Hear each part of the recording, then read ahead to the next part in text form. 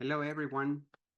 Thank you for joining us today for Arquetopia's anniversary free virtual lecture series.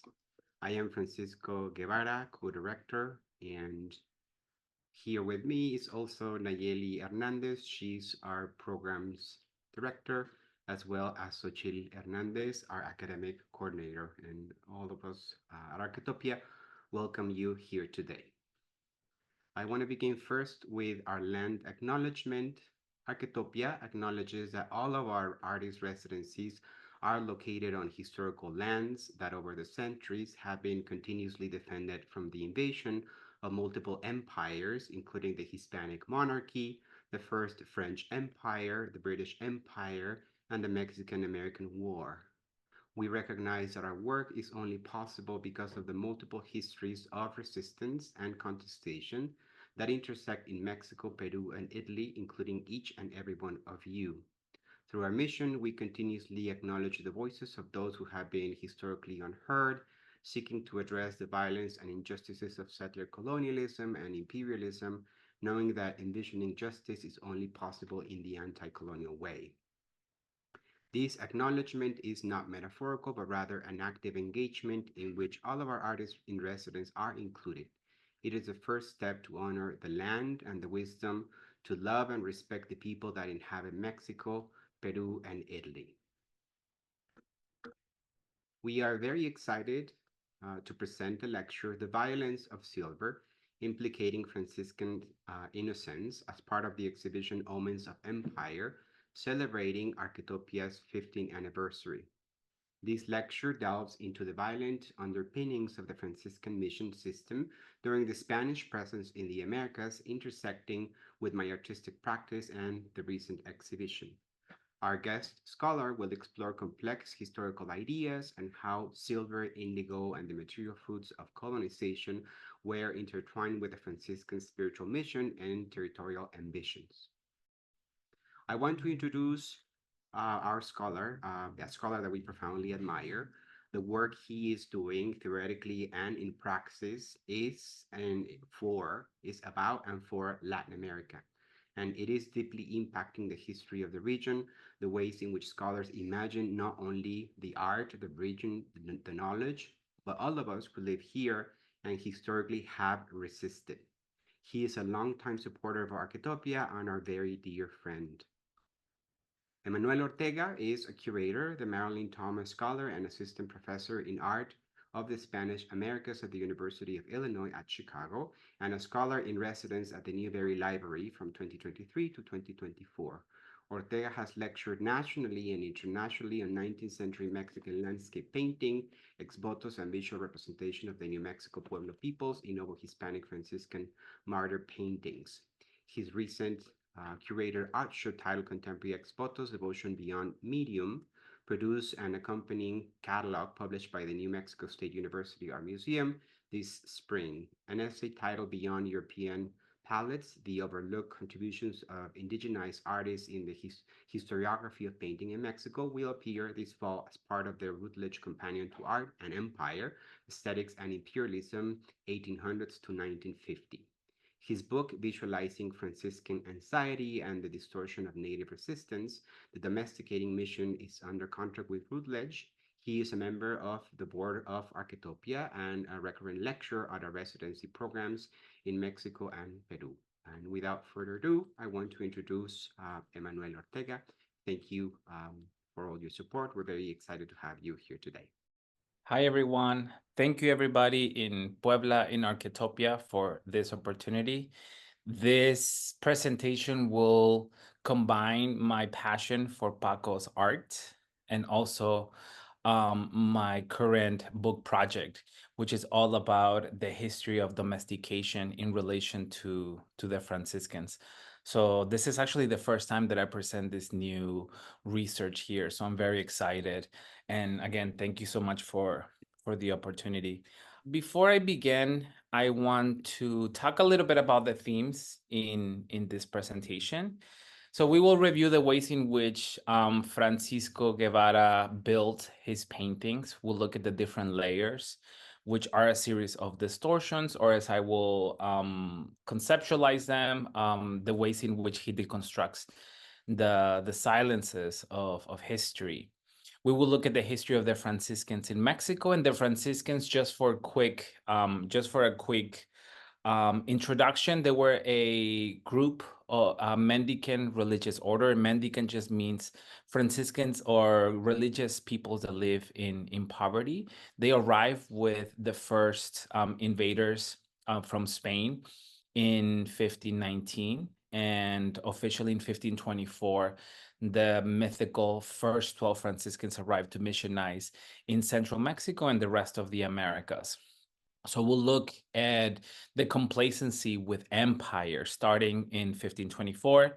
We also look at the importance of Zacatecas during the so-called Mexican or Spanish Silver Rush. We will look at one of the first figures to begin this mission system, Martín de Valencia. We'll talk a little bit about what reducciones or congregaciones are, which basically was the way for the Spanish royalty, aided by the mendicant orders, of bringing different groups of indigenized peoples, of native peoples, together into one single town. That was an easier way to control everybody. And the way they accomplished some of this royal decrees was through exercising their innocence. The Franciscans always talked about pastoral care, the idea of having one pastor taking care of all of their sheep, for instance. It's a biblical and domesticated term that is used by the Franciscans over and over again. Then one-on-one treatment with everybody was especially important. And to this day, the Franciscans are always celebrated because they are the ones that actually got to understand and know the native communities of the Americas. They learned the language, unlike other groups of religious people or the Spanish themselves.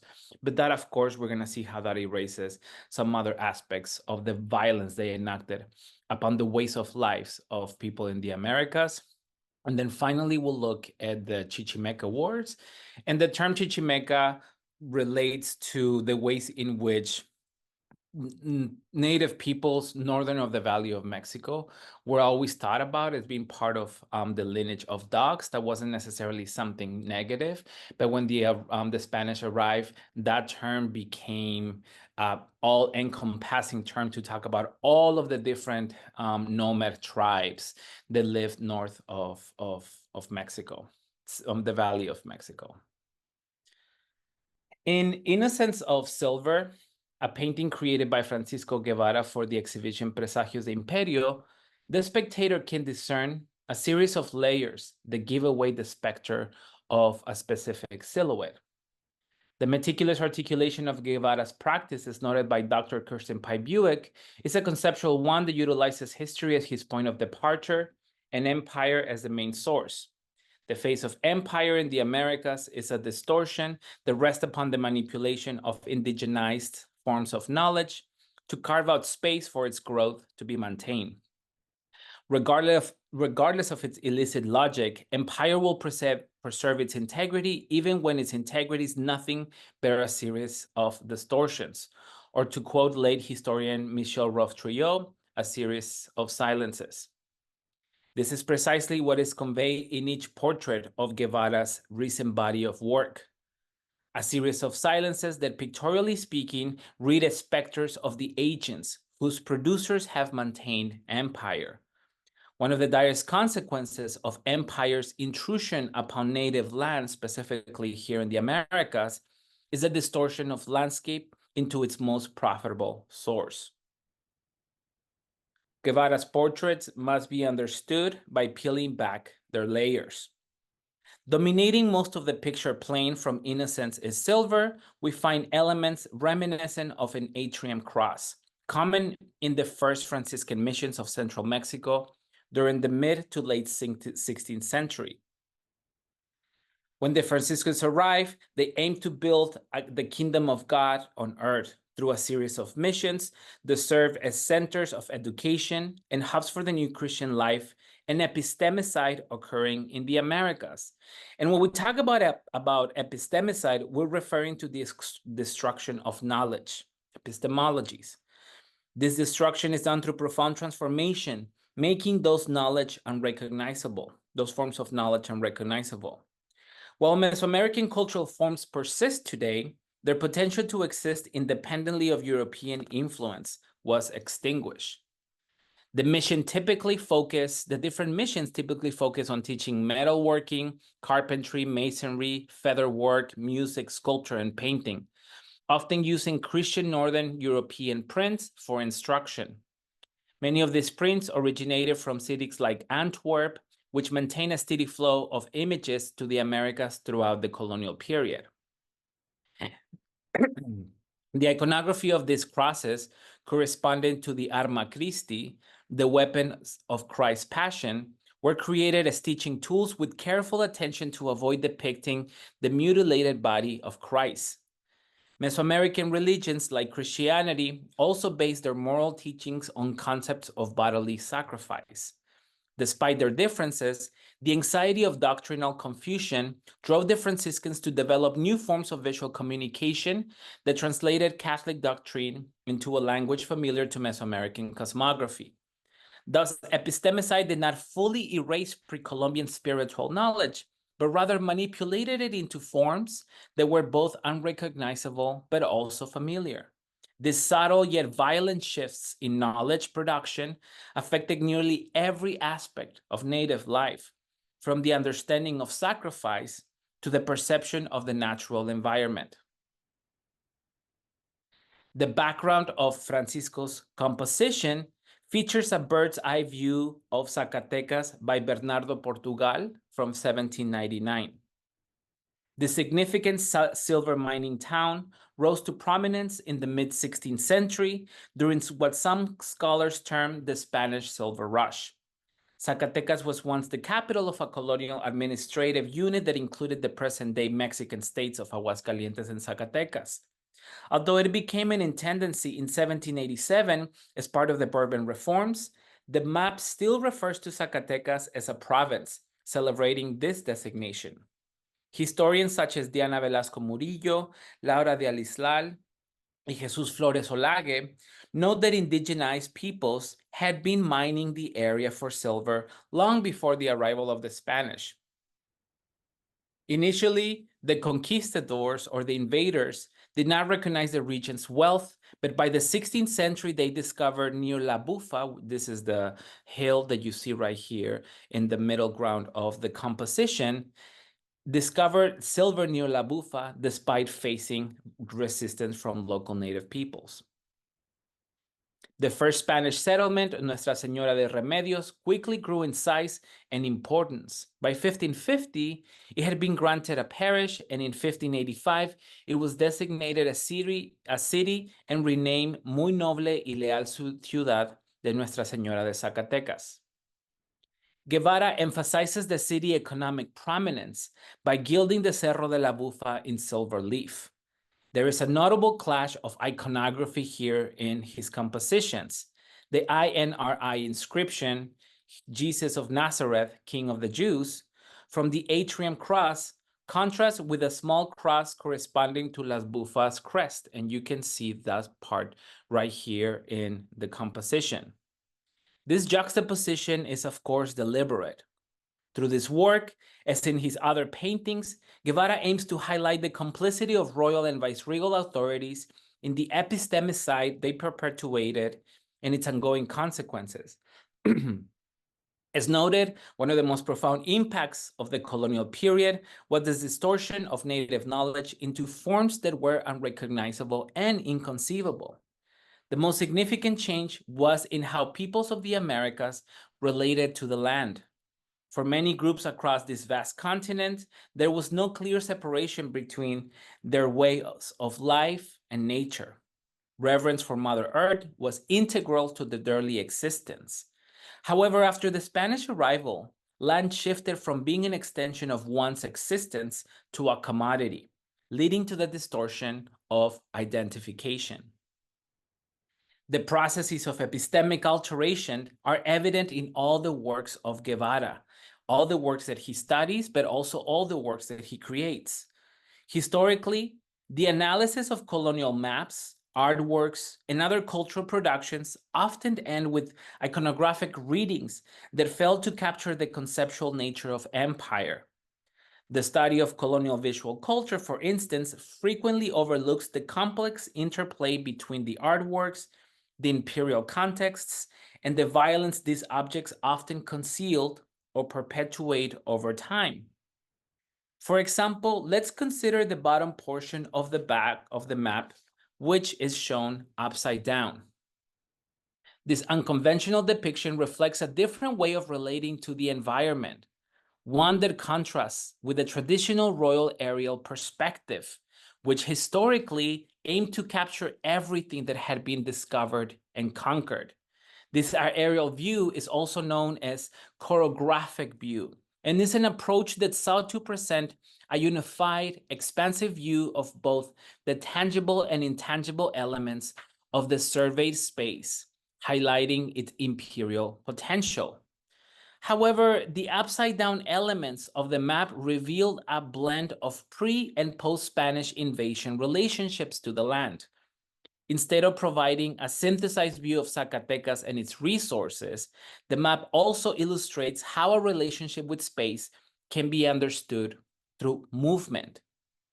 Art historian Alessandra Russo describes this as a circular realism, a perspective that connects not only to the patterns of transition within people that live in these communities, but also to the epistemic violence inflicted by Spanish intrusion on pre-conquest mobility systems.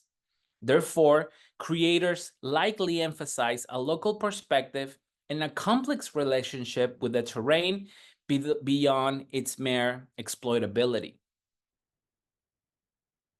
Guevara frames this view of the landscape by further distorting a central element of the map, the sun which rises in the Zacatecas map by Portugal. Here, it's depicted as a monstrance, a ceremonial object used in mass to celebrate this transubstantiation, the transformation of bread into the body of Christ and wine into his blood. Typically crafted from precious metals and stones, a monstrance is designed as a circular solar disk meant to display the sacramental bread and present Jesus as the light of the world to the faithful. Similarly, just as the body of Christ is altered into sacramental bread for consumption of believers, so were the American territories transformed. Guevara underscores the irony of these cannibalistic ritual Catholic practices during a period when such invented realities shaped the native spiritual world. That is, the belief that most native peoples from the Americas engage in anthropophagy, or cannibalism. The monstrance, the map, the atrium cross intersect in a single inseparable collision of distortion and silences, reflecting the impact of European intrusion, institution, and epistemologies on a once recognizable world. In Innocence is Silver, all elements of the composition work together as a unified whole, while also controlling the opacity of the colors through his work as a unified whole, Guevara uses natural pigments to frame the history of destruction depicted by the iconography, while also controlling the opacity of the colors through his own color creation. This formula manipulation is not meant to repeat traditional pictorial conventions, but to challenge how artists have historically portrayed the figures of empire. Consequently, the background, foreground, and middle ground are painted as inseparable realities. Guevara shifts the focus from the grandeur of Zacatecas' natural environments to the transformation of the landscape through resources extraction and appropriation, highlighting a complex history. He explores the preservation of property and how it reinforces the concepts of empire, often at the cost of destruction and oppression.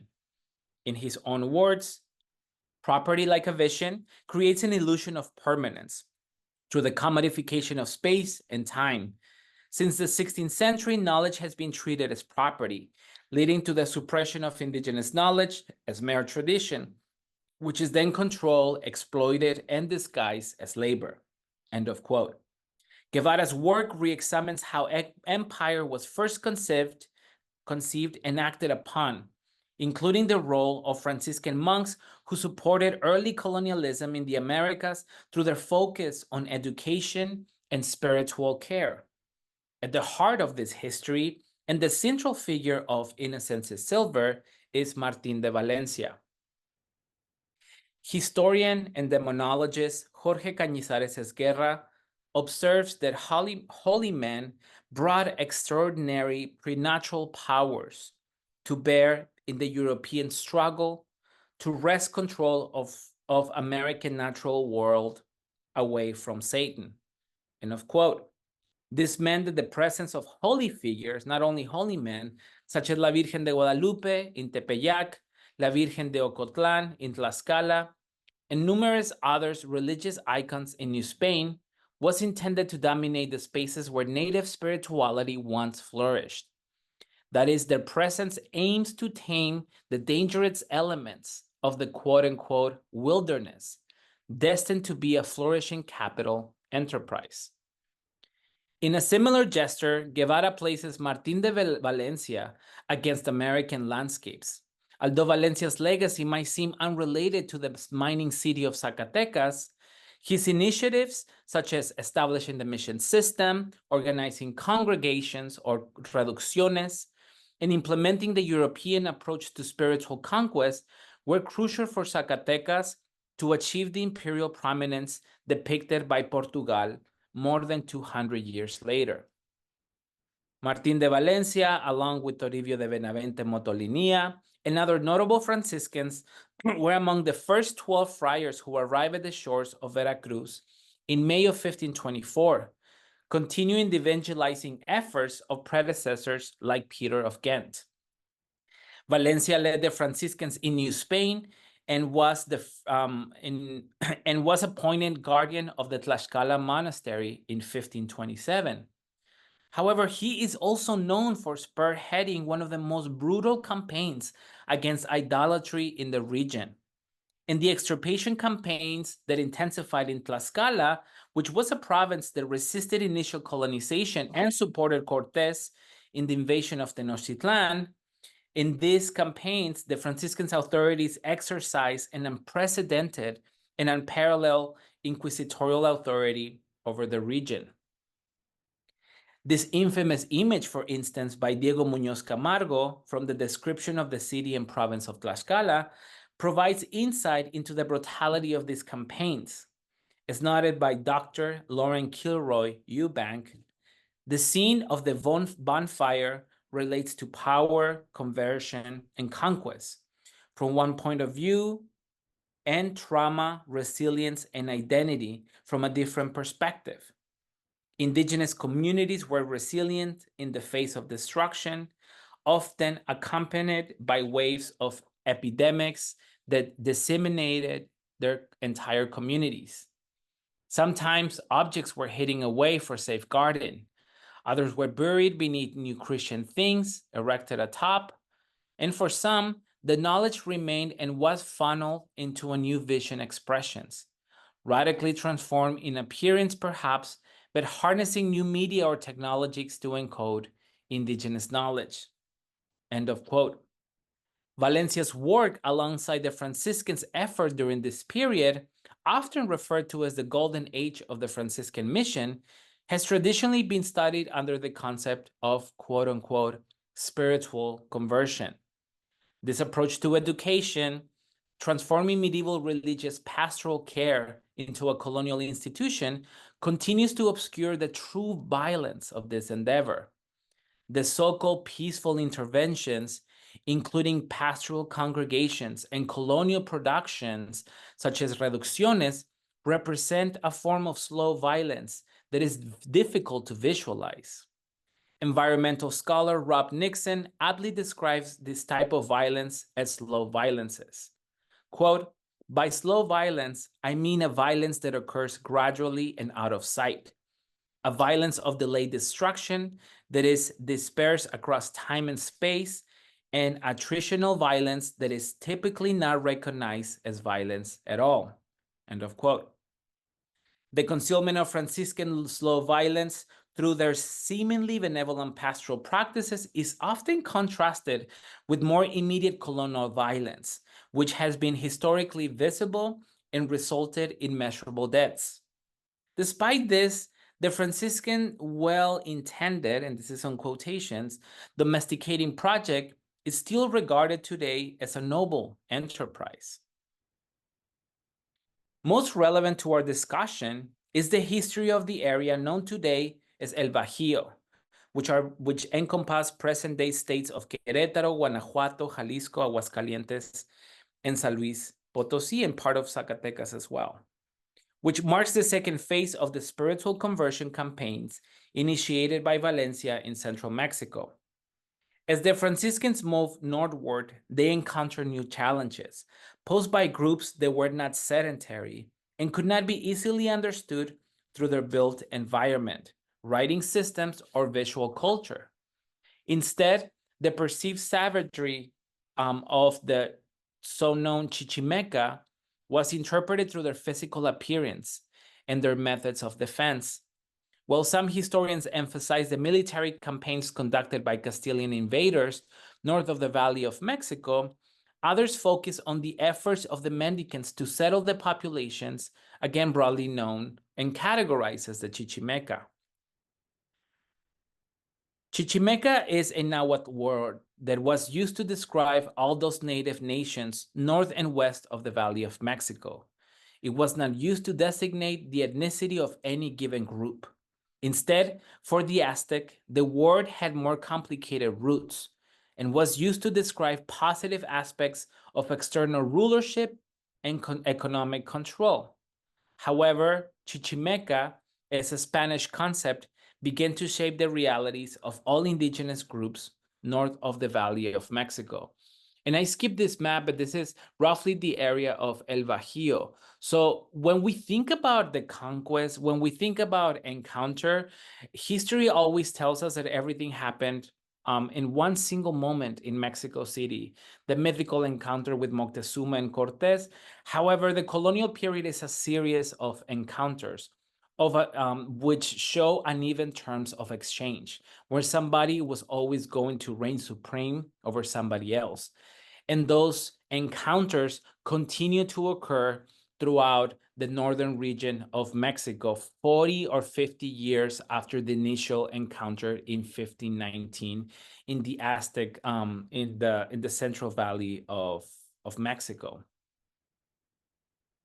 Chichimeca is a Nahuatl world, with Niño de Guzmán and his intense and violent conquest campaigns in the region of El Bajío and the uprisings in Zacatecas during the early years of the so-called Silver Rush in the mid-16th century, the Spanish crown debated waging total war against smaller nomadic tribes. This led to a series of raids, the formation of presidios, or fortified military settlements, and the guarding of routes, resulting in decades of conflict with what was the most significant obstacle to Spanish northern expansion. What is now understood as the Chichimeca War cannot be reduced to a single linear historical event. Instead, it encompasses a series of protests, revolts, and uprisings that spanned from the 1550s all the way to the 1600s, to the early 1600s, contributing to the myth of the Chichimecas as synonymous with nomadic, unsettled, and unconquerable barbarians. Despite the presence of diverse kingdoms and strong alliances among various groups in the region before the Spanish arrival, a generalized perception emerged. This perception created a dichotomy between the so-called barbaric Chichimecas, who were seen as resistant to Christianization, and the more settled groups of the Central Valley of Mexico, with connections to Mesoamerican empires, who either resisted less or form alliances with the Iberian invaders, like the Tlaxcaltecas. In both writings and imagery, Chichimecas from the 1600s all the way to the depictions to this day they were always shown as if they were not subjects to the crown, often portrayed as wanderers in a hidden Garden of Eden, perpetually mirrored in sin. Consequently, the Chichimecas came to symbolize the moral responsibility of mendicant orders rather than that of the state. The disbanding of northern nomadic tribes served both as a precaution and as an opportunity for the Franciscans to demonstrate their innocence through pastoral care. However, the reality of the situation was always more political and complex than any contemporary image might suggest. Here we have this specific map from San Felipe de los Chichimecas y el pueblo de San Francisco Chamuque. Between 1570, Chamuquero, sabe, Chamicuero, sorry. Between 1579 and 1585, Philip II and the Council of Indies issued questionnaires known as the Relaciones Geográficas. And these questionnaires were sent to various regions of the newly conquered territories. This with the goal of gathering historical and geographical information about the expanding empire to reorganize the northern provinces of New Spain. In response, local councils commissioned maps detailing this information. The map that we see right here, which is now in the Biblioteca de la Real Academia de la Historia in Madrid, provides rare insights into the resistance of native groups like the Guachichiles, Guamares, and Pames against ecclesiastical, viceregal, and royal authorities. The map's creators, likely local native agents, sought to highlight their perspective and the complex relationship with the land while also illustrating the struggles faced by their communities. And this map relates very much to the map of the Francisco uses from 1799, which shows different directions of the land, which more than anything tries to demonstrate how people move around the area, as opposed to just showing what I note as the bird's eye view or the chorographic view of an area with the purpose of consumption. This is a much more complicated relation to the land, which is shown right here in different parts of El Bajío, because this is one out of several maps from El Bajío that were created in this period. The map shows both Iberian interventions in the territories and portrayed the Spanish as victims of the conflict of this period.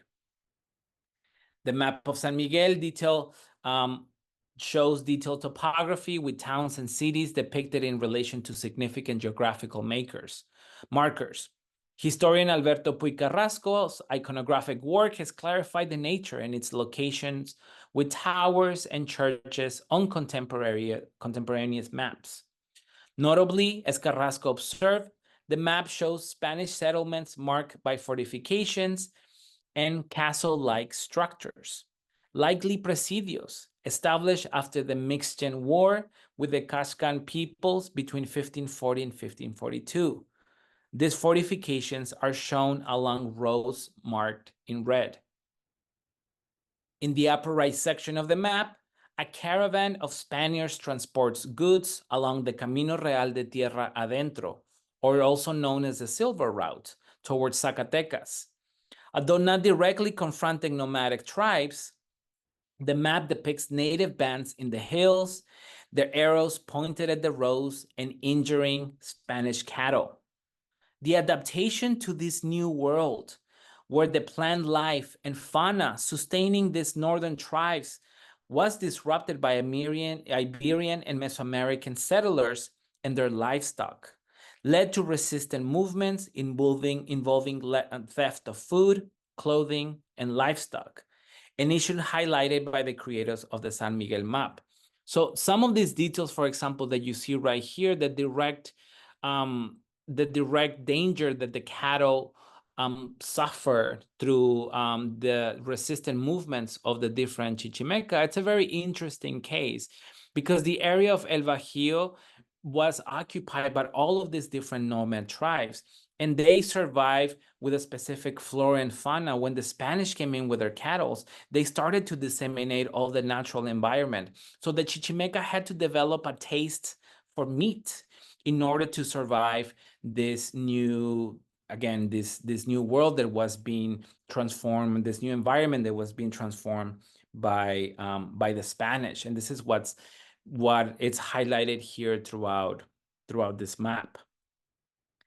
These maps also show the need to critically examine and refine the prevailing imperial assumptions held by the Franciscan and their institutions.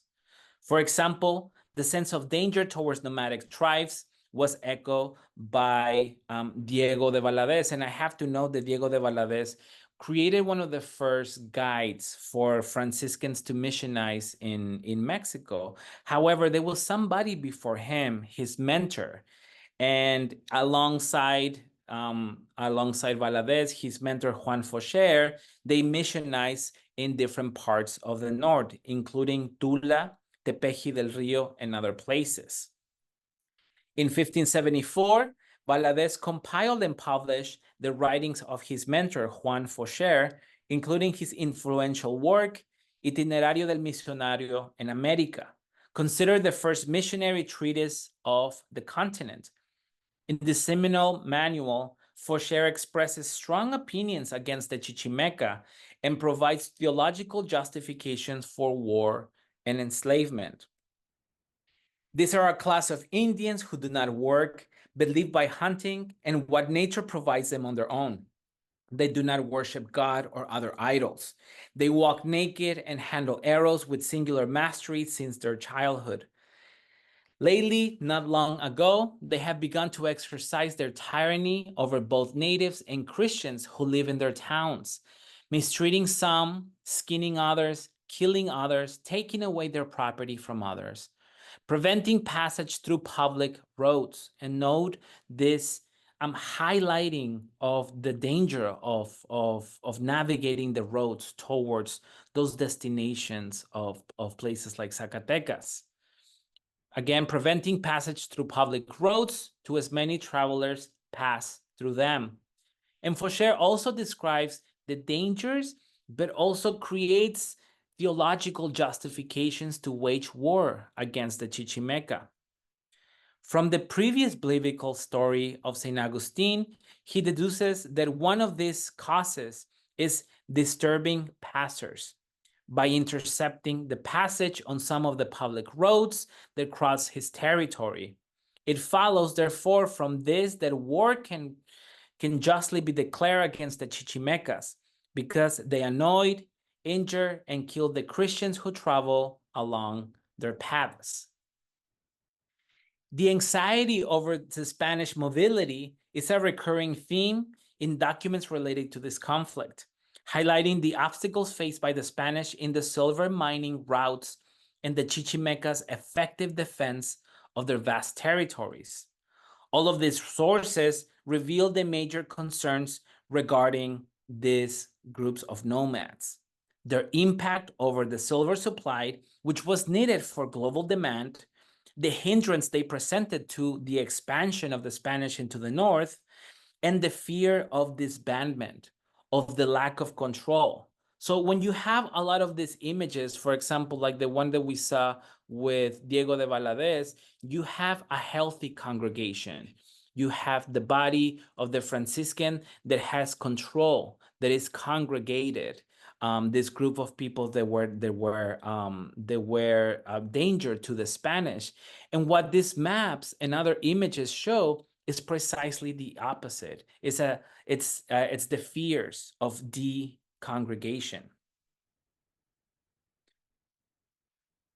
These types of issues have been often overshadowed by the prevalent themes of fear and violence depicted in contemporaneous maps and chronicles. The brutal campaigns to eradicate the tribes that obstructed economic prosperity and land exploitation in El Bajío and along the Silver Route lasted over 4 decades and remains a less explored chapter in colonial history. Historian John Tutino notes that the vast quantities of silver extracted and exported, particularly to China, played a crucial role in the rise of capitalism after 1550. As the conflict escalated, the jurisdictional work of the Franciscans advocated for an end of the violence during this period. Echoing Bartolomé de las Casas' Black legend, Franciscans counseled on avoiding waging total war against the Chichimec and denounced the immediate violence of Iberian colonization by way of a well-intended labor amongst these nations. However, the proposed peaceful interventions through pastoral congregations and ultimately colonial production, that is, reducciones, amounted to a slow violence happening on a scale difficult to visualize.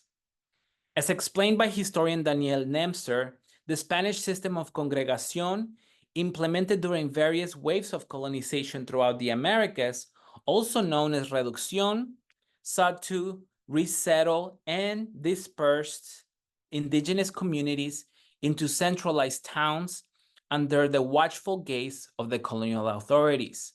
The quote-unquote indio, Nemser explains, was a racial category that was invented in order to shift an identification of peoples from the native places of origin to a racial and labor-based identification. He mentions the territorialization of the indigenous population into rural cities paradoxically contributed to the emergence of an increasingly deteriorized Indian as a meaningful category of identity, detached from the Altepetl that had previously served as its anchor and instead constituting a racialized, relatively mobile laboring population. End of quote. This enterprise, as Nemser asserts, is a pastoral technology, a way for the pastor to gather a loose flock for more effective exploitation. While the Franciscans' well-intentioned, and this is in quotations again, domesticating project is still viewed as a noble enterprise today, historians like Mendez Alonso know that the Chichimec conflict set legal precedents that influence other northern conflicts throughout the colonial period. So what happens here in the 1550s, 60s, 70s is going to have consequences on the ways that people deal with nomads and other types of native groups in places like Texas, in places like Chihuahua, Sonora, New Mexico, California, for the next 200 years. He explains, quote, "In these conflicts, a frontier of blood and fire is declared. Defensive forts are built, and regimes of temporary and permanent slavery are established, benefiting soldiers, friars, and merchants." End of quote. The impact of the Chichimeca conflict, its connection to the Franciscan domesticating project, and its administrative effects on northern territories of New Spain, again, as I mentioned, like New Mexico, Texas, and California, highlight one of the most significant outcomes of this Franciscan slow violence. Ultimately, Franciscan pastoral care aimed to convert and manipulate worldviews, spreading Christian thought at the expense of age-old epistemologies.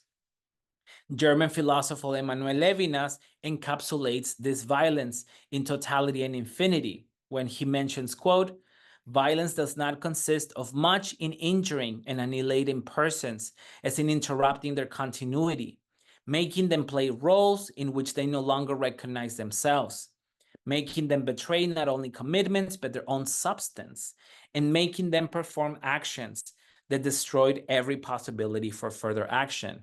The Chichimeca had to settle by the year 1600. They had to accept these ideas of congregation, and they have to basically adapt to this new transformed world and territories that the Spanish were offering. To conclude, I'd like to return to the map of Zacatecas and Guevara's Innocence is Silver and the portrait of Martín de Valencia. The original portrait used for this painting was borrowed from the mission church at San Luis Obispo Tlamanalco, which is a portrait that it's a fresco that is painted onto a wall. This San Luis Obispo Tlamanalco is located at the foot of the snow-capped volcano of Ixtaccíhuatl. This is known as Martín Valencia's final resting place. In this portrait, the esteemed prelate and founder appears with a serene expression amid a refined tangle of vines, bearing roses without thorns, symbolizing his virtuous life. He is shown in black and white, as these murals typically were created by indigenous artists under the supervision of the Franciscan, using black and white prints, but also the choice to leave them without local color was deliberate. Similarly to the avoidance of doctrinal confusion over the sacrificed body of Christ that we saw with the atrium crosses, so was the choice of avoiding colors reminiscing to the surrounding natural world, an untamed space that was to be domesticated but not celebrated. Guevara, however, returns the colors to Valencia, not in an effort to seek absolution by way of celebrating the natural environment, but as a reminder of the dishonored tenets of the Franciscan Church in Mexico. The robe is brown, which was a way for the Brotherhood to originally demonstrate their need to live a life following the footsteps of a crucified Christ. And the robe is brown also because it resembles the wood of the cross. In a similar way, Guevara adds color to the landscape. Blue frames the entire composition, but also the portrait of Guevara. In his own words, I work with indigo as a medium, meaning as process. Thought is never method. I'm not interested in the beauty of its blue, but in the mesmerizing effects of its process, used as currency to continue to both signal power and masquerade labor. All of these are forms of measuring time through the body. Although color is frequently undefinable, it has the capacity to wrap itself around bodies, making things vibrate while also subjecting them to control. End of quote. Innocence's silver places the color of empire on a plane of its own. The pigments are not subjected to control, but instead, the history of control is here subjected to Guevara's colors, a conceptual device that flips the view of its imperial shine against its own reflection. Thank you.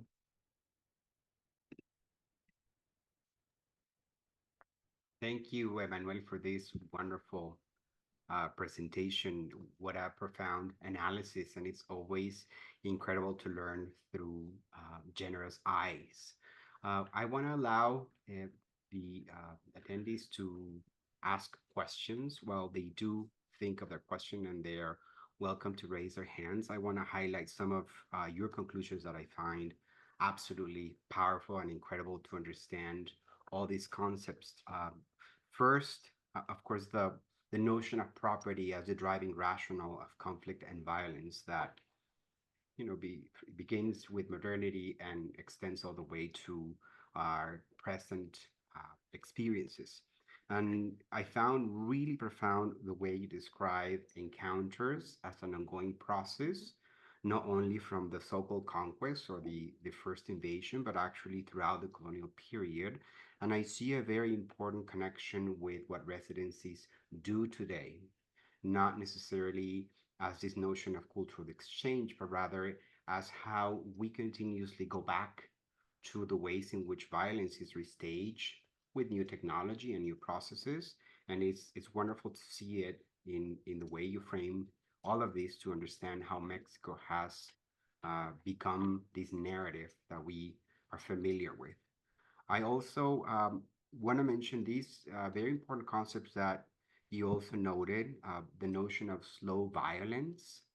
And I want to frame a little bit of a question here um, in connection to the notion of innocence and also pastoral care. And I want to ask you if you could elaborate on the method that you use to understand these connections, because slow violence, it is of course connected to residencies, it's the legacy of this whole process, but these really profound way of connecting it, not to give characters the benefit of the doubt, meaning Franciscans throughout history, and although their philosophy constantly reinforced the notion of kindness and generosity and even poverty, how do you make this connection, this incredible connection to how innocence operates as a form of violence in the long term?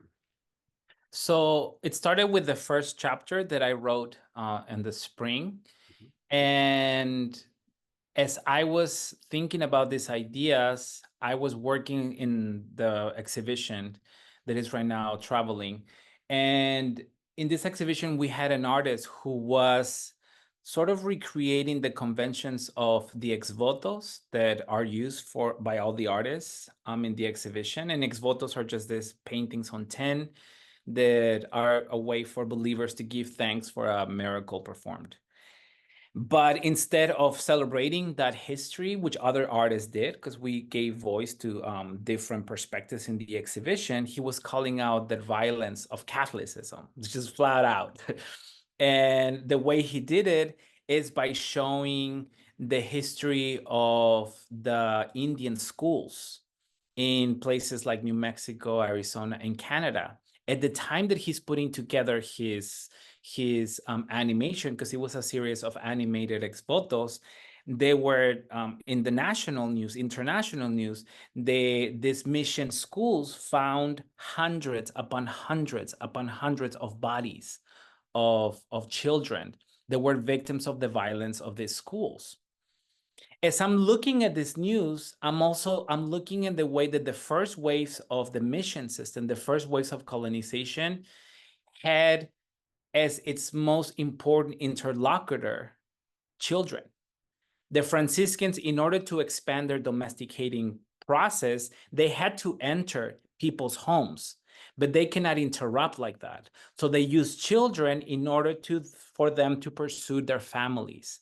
That's exactly what happens in Tlaxcala under Martín de Valencia, that the Franciscans colonize and oppress and convert a group of native Tlaxcaltecas, and the kids go into their parents' homes, they destroy their idols, they accuse them against the church, and for that reason, the local communities kill them, and they become the first martyrs of the entire history of the Americas.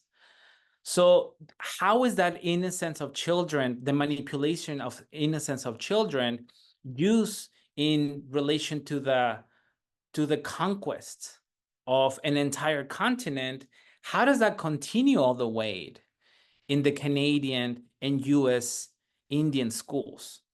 So that's exactly what it is. While the Franciscans were not actively murdering, even though they did in some cases, they were not actively murdering hundreds and hundreds of indigenized groups, of native groups, of local nomads. They manipulated those systems of congregation, of pastoral care, of education, of learning the language, and that the use of their innocence in relation to that pastoral care had the consequences in these dead bodies that the authorities found just 5 years ago. That was the first link. And then I started realizing that to a certain degree, part of the state where we are on today, the collapse of the natural environment, even though we're always talking about the Spanish as evil and this and that, they necessitate entire communities to actually make this happen. In January, we traveled to Guanajuato, and as we were landing on El Bajío, I realized El Bajío, it's all domesticated. There's no wild patches of land. It's almost completely gone. And as studying this history, the Chichimeca War and the complacency with the Franciscans, I realized that the violence of the Franciscans by saying everybody peaceful, everybody hold hands, we're gonna congregate everybody, really has a consequences on the domestication of the entire land. Absolutely, absolutely, and it's what James Baldwin refers to when he mentions that not thinking about history as our present would be actually criminal. Yeah. I want to remind the audience to be able to ask questions or either raise your hand or type the question on the comments. I'd be able to read them, and I also want to give a little bit of space for you to talk a little bit about your method in terms of the book that you are writing and allow this incredible analysis is connected to that. So I also want to share with everyone, what are you writing about? When is it coming out? And what are you thinking in terms of theory, method, ideas, etc.? The book is coming out last year. It was supposed to come out a while ago, but that's precisely what happened, that I went from doing a much simpler version of the book that shows the history of martyrs, of Franciscan martyrs in the Americas, and thanks to Dr. Kirsten Pye Buick, she noticed that what I was doing is doing a history of domestication. And nobody really has talked about the Franciscan mission as a domesticating center. So by doing that, I have to do a revision of all the history from 1519 all the way to the 20th century. So I'm looking at Franciscan innocence, pastoral care, slow violence, and how all that culminates in the visual culture of the 20th century, specifically with Western films, because Western films are a consequence of all of that iconography that we see in all of those images in terms of domestication, of violence, the anxiety of native resistance, et cetera, et cetera. So it's taking me a long time, but I'm writing a new book and I couldn't be happier. It's very exciting. Yeah, we are looking forward to you completing what was supposed to be completed last year. So thank you again for this wonderful lecture. I want to just leave a little bit of space. Do you guys have any questions that you want to share? Were you able to find documented testimonies of the native resistors? Carla Castro is asking. In terms of the Chichimeca area, I think the voices are always filtered through the Franciscans, because the Franciscans are defending from 1540s to 1570s. The Franciscans won war. They won war, and then they start shifting. And after 1575, with the third consul of Mexico, the Franciscans start defending the local tribes, and that's because they want to bring everybody into congregations. That's their slow violence. So we learn about some of the atrocities of the Spanish through the voices of the Franciscans. There's got to be more documents surrounding that, but sometimes what happens when we focus on the so-called oppressed voices, we just end up restaging violence by using empathy as a way to understand history. So what I try to do in all of my work is just show the evil intricacies of that violence. So it's basically what Francisco does in the paintings. So instead of focusing on those native voices, which are very important, I'm not saying that, I focus on the patterns of violence that were committed from the Franciscans. So if I was to insert some of those voices, they're definitely going to be coming from the Franciscans themselves.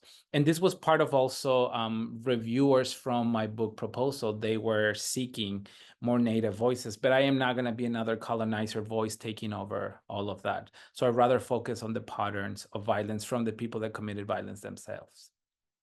Mm-hmm. Margaret Finney is also asking, how mutable is the concept of slow violence? Mm-hmm. I kept thinking of the Western view of Western people and nature in general, and of the treatment of industrial animals in particular. It comes from that. Rob Nixon is a environmentalist scholar who talks about some of the patterns of slow violence in marginalized communities, where we don't necessarily see the direct impact on POC communities in small cities, but they are bearing the weight of some of these policies to this day. So this book, Rob Nixon, I think I forgot the title, but it has slow violence in the title. That's when my husband allowed me to start thinking about in relationship to that slow violence. But I think of the Franciscans as being some of the first and some of the principles initiators of the collapse of the environment. So the use of this environmentalist scholar allowed me to use it for the Franciscans. So even though it's completely separated, I see them as a whole. Yes, and also Margaret added, she meant non-Western people. So in the sense of how our local non-dominant epistemologies challenging, resisting, changing any of these notions in terms of slow violence. If you could speak a little bit about that. Rephrase that again, sorry. Yes, she's asking a question. She noted, she added as part of the note, non-Western people, as a reference to how the notion of nature is invented. So I think it's also connected to what you were mentioning of spatial relationships of movement in the map. How can we see some of these ideas of resistance that still remain? Because if empire were as powerful as it claims to be, we wouldn't be even here today. Right. Mhm. If I understand correctly, I think these are you can, if we start thinking about these ideas always in relationship with process, you're gonna start seeing them everywhere. So it doesn't affect just it doesn't just affect the people in the Americas, but it has global consequences. One of the things that impact me a lot about doing this research is how all of these peoples in the Bajío are dying to supply the need for silver in China. And nobody really makes those connections whatsoever. So I think we're all implicated in this idea. The parameters of Western are not Western. I anything that rings a binary, I try to steer away from it. But instead, thinking of those processes and the interconnectivity with everybody, I think it's a much more useful approach. Absolutely. Thank you so much. I want to thank you again from the perspective of our mission from Arquetopia. I have to repeat that the work that you're doing is incredible because of the effects that it will have in the region, in the ways in which historians and art historians and artists, of course, look at Mexico, Latin America, Peru, of course, and even other parts of the world. Thank you for that incredible work. I think Mexico needs that. I think Mexico is very grateful to have you as a scholar who's looking at what, you know, creates the history of us in multiple ways.